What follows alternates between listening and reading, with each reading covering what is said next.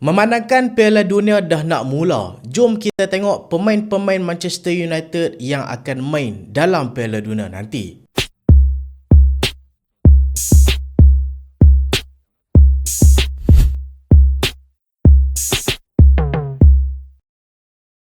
Assalamualaikum dan selamat datang ke Pala Bola United. So dalam video kali ni kita nak tengok berapa pemain yang Manchester United sediakan untuk kejohanan Piala Dunia. Sebenarnya Manchester United dah offer 14 pemain ke Piala Dunia. So siapa dia? Jom kita tengok. Kalau hampa nak tahu, kebaikan bila satu kelab ni lepaskan banyak pemain ke Piala Dunia adalah FIFA akan bayar pampasan dekat kelab. Ni bukan depa lepaskan saja-saja ke Piala Dunia, kelab pun akan dapat untung juga. Yang mana untuk setiap pemain FIFA akan bayar $5,000 ataupun kalau kita convert ke pound dalam 3,800 pound macam tu untuk sehari. So kalau depa main dalam group stage hampa kira lah. Kalau ke final hampa boleh kira. Lagi jauh play-play kita pi, lagi banyak untung kelab boleh buat. So kita tengok pemain yang pertama dulu yang akan ke Piala Dunia dekat sektor goalkeeper, iaitu breakout player pada musim ni, Senne Lammens. Senne Lammens aku rasa memang dia deserve lah untuk dapat collab dengan pasukan Belgium lepas buat performance solid dengan MU pada musim ni,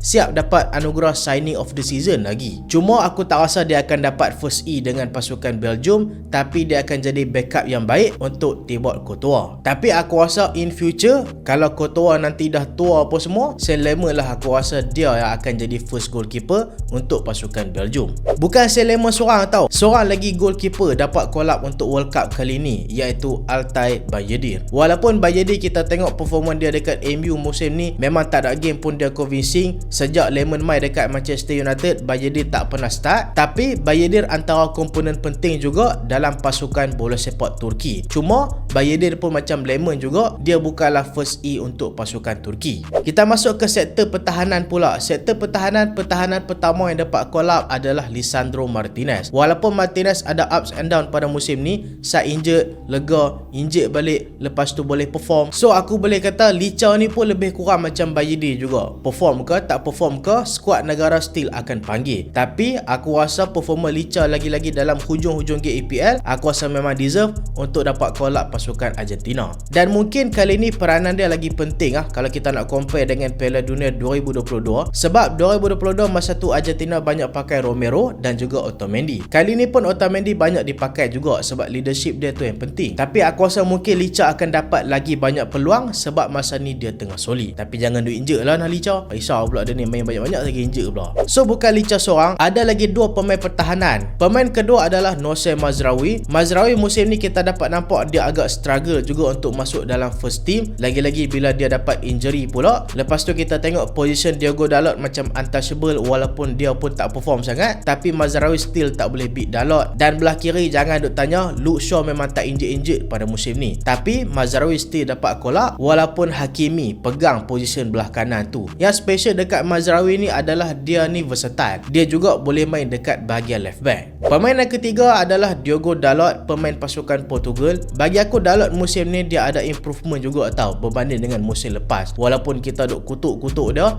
tapi kita semua tak boleh nafikan kalau dia tak main, bila Mazraoui main, kita dapat nampak link up play Dalot tu lah yang mahal sebenarnya. So disebabkan tu dia dapat collab untuk pasukan kebangsaan Portugal. Sama juga macam Mazraoui, Dalot ni pun versatile juga, boleh main dekat bahagian left back. So lah ni kalau kita tengok Portugal ada play macam Nelson Semedo, ada pemain macam Joao Cancelo, tapi aku rasa Dalot mungkin akan mainkan peranan besar dalam Piala Dunia kali ni dengan pasukan Portugal. Kita masuk dekat sektor midfield pula. Midfield yang pertama adalah Manuel Ugarte. Walaupun Ugarte musim ni tak perform dengan Manchester United, aku boleh kata musim ni dengan musim lepas, musim ni lagi tough untuk dia. Sebab musim lepas orang tak bagi expectation tinggi sangat, sebab tu first season. Musim ni adalah second season dia, tapi still tak boleh gel dengan pasukan. Tapi walaupun dia ni struggle dengan Manchester United, Ugarte konsisten main dengan pasukan Uruguay sebelah Federico Valverde. Sebab bila ada Federico Valverde sebelah dia, Ugarte tak perlu fikir untuk buat kerja-kerja attacking, dia hanya perlu jadi destroyer saja dalam sistem Marcelo Bielsa. So sebab itulah Ugarte still dipanggil. Sebab kalau hampa perasan dekat Manchester United, bila dalam keadaan Manchester United perlu buat kerja kotak dekat bahagian bahagian tengah, Ugarte lah selalunya yang Carrick ataupun Amorim sebelum ni masukkan. Sentimik yang kedua, pemain muda Manchester United sebenarnya musim ni dia masih lagi main dekat akademi. Dia baru main 2 kali dengan first team, iaitu anak kepada Darren Fletcher, Tyler Fletcher. Baru 19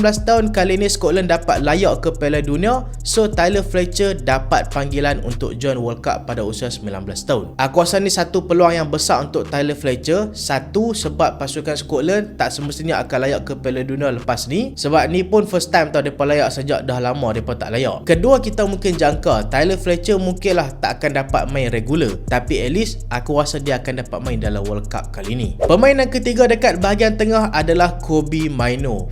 Aku rasa kalau Amorim stay sampai hujung musim, memang Kobbie tengok World Cup kat TV je lah. Tapi disebabkan Carrick masuk, Carrick gunakan Kobbie, kita boleh tengok performa Kobbie memang meletup balik dengan pasukan MU. Dan paling penting, bukan setakat dengan MU saja, bila masuk dalam skuad kebangsaan England, dia juga antara pemain yang kerap juga Thomas Tuchel pakai sejak dia balik dalam national team. So aku tertarik jugalah nak tengok performa dia kali ni dengan pasukan England. Pemain yang seterusnya, dia ni dah habis kontrak dah, tapi still kita kira sebagai pemain kita lah kan. Tapi lah ni dah ex-player lah, iaitu Casemiro. Aku rasa performa dia dekat Manchester United dan juga pelantikan Ancelotti sebagai manager pasukan Brazil, sebab itulah Casemiro dapat call up untuk pasukan Brazil. Dan kita boleh tengok dalam recent game dengan pasukan Brazil, memang Casemiro akan digunakan sebagai anchor untuk pasukan Brazil. So aku rasa dia akan mainkan peranan penting dalam competition kali ni. Kita ada lagi midfield, Bruno Fernandes, kapten Manchester United, kali ni bawa misi besar dengan pasukan Portugal. Kalau 2022 dulu kita tengok midfield pasukan Portugal ni solid, tapi dia macam kita tengok buah yang tak masak lagi.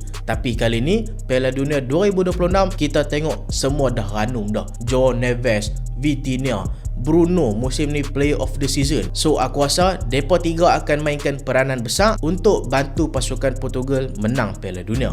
Dan kita ada seorang lagi midfield.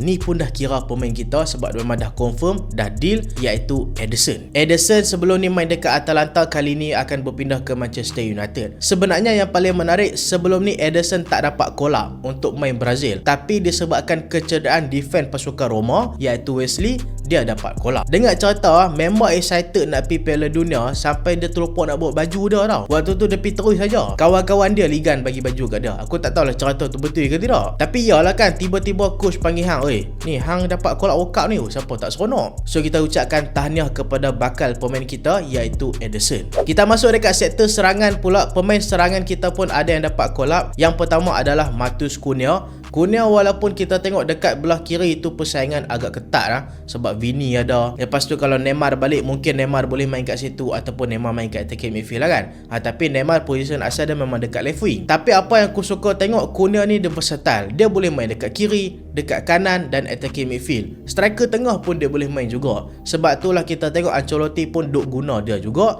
walaupun ada pemain-pemain yang padu dalam pasukan Brazil. Sebab Cunha pun padu. Next player adalah Ahmad. Ahmad kalau main dekat MU musim ni nampak macam dia agak kurang confident sikit, tapi setiap kali main dengan pasukan Ivory Coast, kita boleh tengok dia memang another player. Nampak dia confident, nampak dia carry pasukan Ivory Coast. Siap baru-baru ni skor lagi lawan dengan pasukan Perancis dalam game friendly. So kita ucapkan good luck dekat Ahmad, harap-harap dia perform dan bawa confident tu balik ke Manchester United. Pemain yang terakhir dalam attacking kita iaitu Marcus Rashford. Rashford ni walaupun kita boleh kata macam dah tak ada harapan dengan MU, tapi dia still, nama dia masih lagi pemain Manchester United. Lepas Barca masih lagi tak confirm nak sign dia. Dia ada musim yang bagus dengan Barcelona musim lepas dan deserve untuk dapat call up untuk Thomas Tuchel. So itulah 14 pemain Manchester United yang akan bermain dekat Piala Dunia. Kalau aku tanya apa, siapa hampa rasa yang akan pi paling jauh? Hampa cuba komen kat bawah tengok. So itulah video kali ni, dan terima kasih sebab tengok sampai habis. Jangan lupa like, jangan lupa share, jangan lupa subscribe. Aku Solehan, Assalamualaikum.